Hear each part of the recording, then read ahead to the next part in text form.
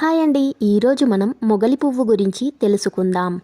మొగలి పువ్వుకి పూజకి పనికిరాని పువ్వు అని శాపం ఎందుకు?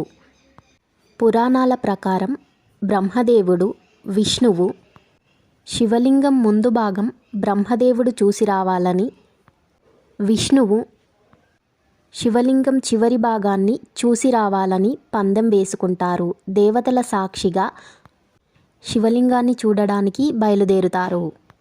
అప్పుడు బ్రహ్మకి ఎంతకీ శివలింగం ముందు భాగం కనిపించదు. మార్గమధ్యంలో దేవగోవు, మొగలి పువ్వు ఇద్దరూ ఎదురవుతారు. అప్పుడు బ్రహ్మదేవుడు వారితో, నేను శివలింగం ముందు భాగాన్ని చూశానని మీరు దేవతలకి సాక్ష్యం చెప్పండి అని అడుగుతాడు. అప్పుడు దేవగోవు, మొగలి పువ్వు అందుకు సరేనని ఒప్పుకుంటాయి. శ్రీ మహావిష్ణువుకి కూడా శివలింగం చివరి భాగం ఎంతకీ కనిపించదు. బ్రహ్మదేవుడు ముందుగా దేవగోవు, మొగలి పువ్వులతో కలిసి దేవాది దేవతలందరి దగ్గరికి వెళతాడు. మొగలి పువ్వు, దేవగోవు బ్రహ్మదేవుడు శివలింగం ముందు భాగాన్ని చూశాడని సాక్ష్యం చెబుతాయి. అప్పుడు దేవతలు బ్రహ్మదేవుడిని విజేతగా పరిగణిస్తారు. అంతలోని శ్రీ మహావిష్ణువు అక్కడికి చేరుకుంటాడు.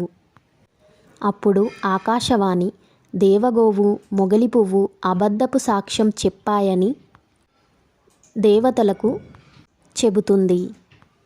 అంతటితో దేవతలు అబద్ధపు సాక్ష్యం చెప్పినందుకు పూజకి పనికిరాని పువ్వుగా మొగలి పువ్వుకి శాపమిస్తారు. అలాగే బ్రహ్మదేవుడికి కూడా భూలోకంలో పూజలందుకోకుండా శాపమిస్తారు. అలాగే దేవగోవు మొహం చూడకూడదని శాపమిస్తారు. నేను ఇచ్చిన ఈ ఇన్ఫర్మేషన్ మీకు నచ్చినట్లయితే నా ఛానల్ని like, share, comment and subscribe చేయండి.